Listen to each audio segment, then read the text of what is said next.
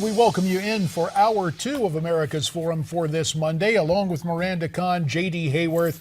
Jordan now vowing to do everything it possibly can to secure the release of a pilot captured by ISIS. Yeah, this as a new video claims to show the beheading of a Japanese hostage by the Islamic State. We should note that the Jordanian pilot was captured in December after his plane crashed during a U.S.-led mission.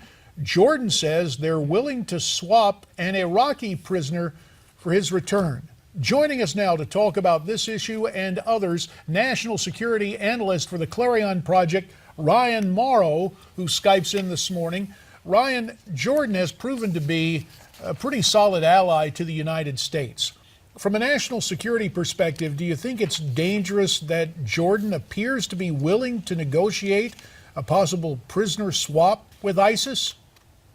Oh, without a doubt, because obviously that gives an incentive for ISIS to kidnap people, and it shows that that method works. But at the same time, we have to recognize that this is the Middle East, and prisoner exchanges with terrorist groups like this happen quite frequently, to the point that even Israel does it. So I don't think we're going to be able to get Middle Eastern allies to stop doing this.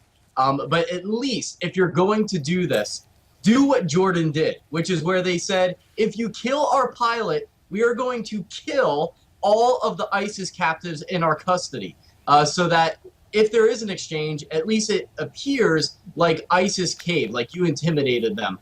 So it's the wrong decision to do this, but if you're going to make that wrong decision, do it the Jordanian way. Ryan, how much of a concern is Iran to you?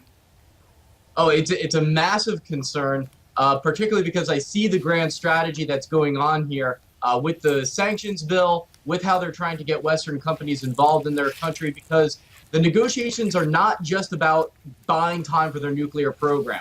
They're trying to bring in Western companies so that sanctions get lifted because they pressure the European governments, the American government, and then at that point, it becomes very difficult for the U.S. to ever implement sanctions again, which means that Iran is free to do as they please. So there's a big strategy going on here that I'm not seeing many people talk about. Ryan, Alan Dershowitz joined us via telephone from Belgium in the first hour of America's Forum earlier today, and he reacted to these reports of a new ICBM as part of the Iranian arsenal. Let's take a listen. And my fear is that whether it's this year, next year, or 10 years from now, Barack Obama is going to go down in history as the Neville Chamberlain of the 21st century if Iran ever does develop nuclear weapons, because we will point to this point in history and say this was the turning point. This was the point where the president could have recognized the greatest threat to the world in the 21st century, and like Chamberlain in the 20th century, he failed to do it. So what about that, Ryan? Neville Chamberlain or worse for President Obama? I mean, this really is a turning point, because we've conceded that they can have the right to enrich uranium, the basis for developing a nuclear weapon, as well as potentially a domestic energy program, which is what the Iranians claim to be doing, but they actually are not.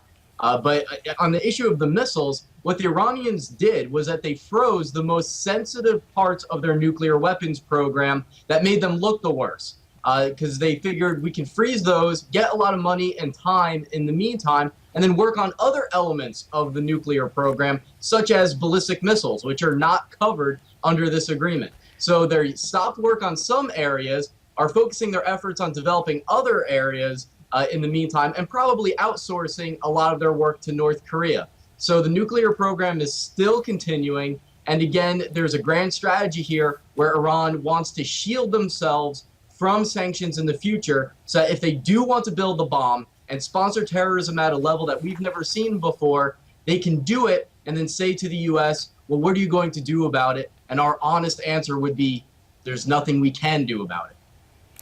Ryan, how much should we be relying on our allies in light of recent attacks that have happened in Australia, in Canada, in Paris? Shouldn't we all be kind of banding together to fight this on a global scale? About 40 seconds for your answer, Ryan. Sure, we need an international coalition, but it's very important that we pick the right allies here, such as the elected leader of Tunisia, who wants to separate mosque and state, the leader of Egypt, who wants to separate mosque and state. I don't believe that we're picking the right allies. And by the way, virtually everyone around the world including Muslim and non-Muslim allies, are using the term Islamist terrorism, radical Islam. We are the only ones that are not making that the framework for tackling this problem now. And perhaps we ought to visit some about that. We will continue our conversation with Ryan Mauro, talk about the reluctance of this administration to term the terrorism as Islamic terrorism, and we'll also talk about some groups involved in it, the Taliban, and conversation always gets back to ISIS, given what's in the news. Miranda and I will be back with Ryan Mauro. Stay with us as America's Forum continues.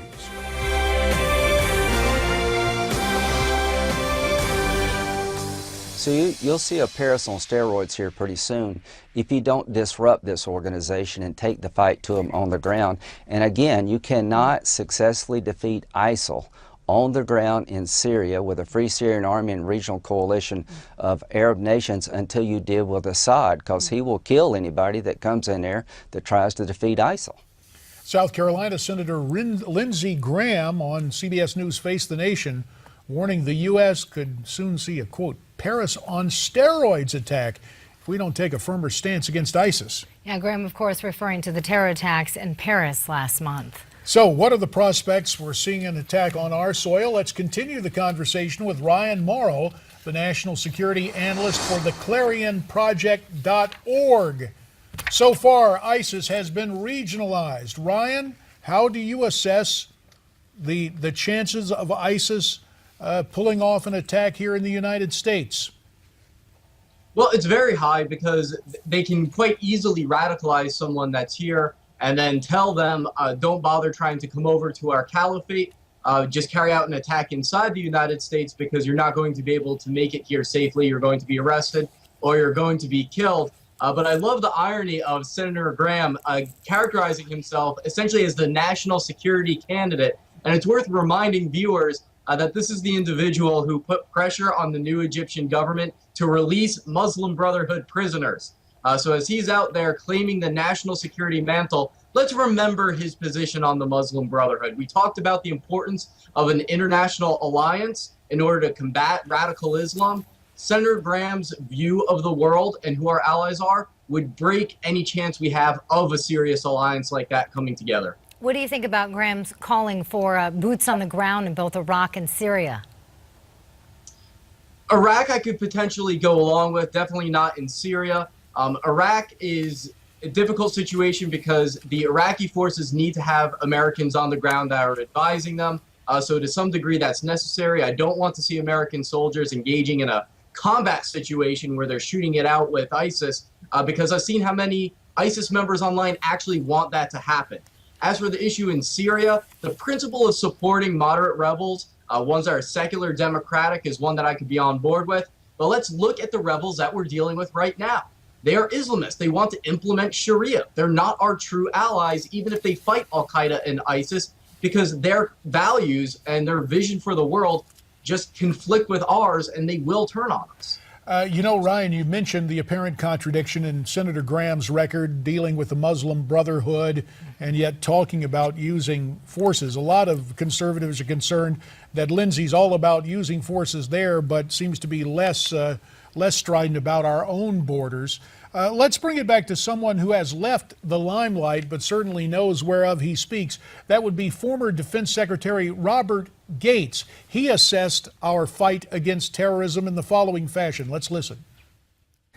I think we set unrealistic goals for ourselves when we say we're going to destroy the Taliban, we're going to destroy Al-Qaeda. I mean, we've been after Al-Qaeda with all of the resources of the American military and intelligence community for 14 years now, and we haven't destroyed it. Well, are the goals unrealistic, and is this administration up to taking on the fight? Ryan, a couple of minutes remain in this segment. I guess it really comes down to how you define destroy. If it means that there's no terrorist attack by a radical Islamic ideologue anywhere, then yes, you're not going to achieve that. But I think 99% of Americans understand what destroy means. It means making it so it's impossible for them to organize, so that it's just a few extremists here and there. And that is very possible. Terrorist groups have been destroyed. Radical ideologies that have been immensely popular in history have been destroyed. But Ryan, some would argue they've actually gotten stronger in recent years. Well, if you're talking about radical Islam, to a degree it has. But there's a few different things happening. The greater pool of radical Islamic recruits is decreasing, and that's because more and more Muslims have been exposed to what Sharia governance actually is. So you've seen support for groups like the Muslim Brotherhood fall very significantly. At the same time, though, the number of individual terrorists and attacks is skyrocketing. So as that contraction happens, where the overall number of extremists decreases, those that remain within that extremist pool are increasingly violent. So you have those two different trends kind of going against each other. Final 30 seconds for your comment, Ryan. Will this administration ever define the threat we confront from ISIS as Islamic terrorism?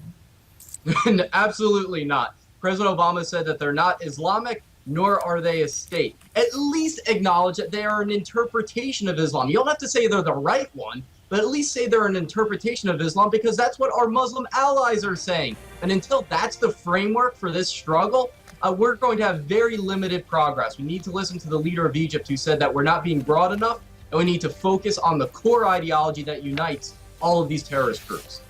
Ryan Mauro, we appreciate your assessment of national security, and we hope that President Obama may bring himself to define the enemy we confront, but that appears doubtful. America's Forum continues here on Newsmax TV right after this.